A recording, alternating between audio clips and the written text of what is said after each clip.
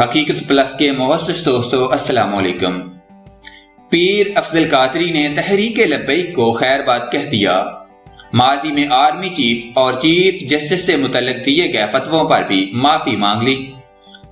مزید ڈسکس کرنے سے پہلے آپ سے گزارش ہے چینل کو سبسکرائب کر کے بیل کے نشان کو دبا دیجیے۔ پیر افضل قادری نے تحریک لبیک کو خیر بات کہہ دیا۔ ماضی میں آرمی چیف اور چیف جسٹس سے متعلق دیے گئے فتووں پر معافی بھی مانگ لی۔ تفصیلات کے مطابق متنازع بیانات کے لیے بدنام تحریک لبیک پاکستان کے سینئر رہنما پیر افضل قادری نے اپنی جماعت کو خیر بات کہہ دیا ہے۔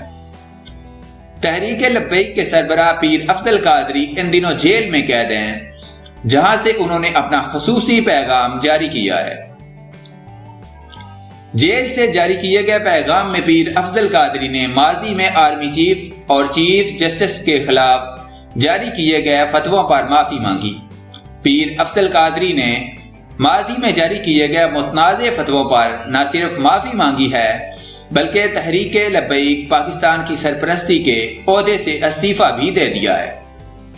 واضح رہے پیر افضل قادری نے گزشتہ برس نومبر میں آسیہ بی بی کیس کے فیصلے کے بعد army chief general Qamar Javed Bajwa اور اس وقت کے چیف جسٹس میاں ثاقب نثار کے خلاف انتہائی غیر اخلاقی اور متنازع زبان کا استعمال کیا تھا۔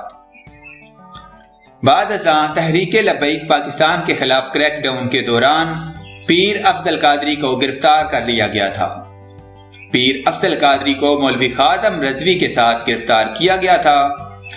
پیر افضل قادری اور مولوی خادم رضوی لاہور کے کوٹ لکھپت جیل میں قید ہیں۔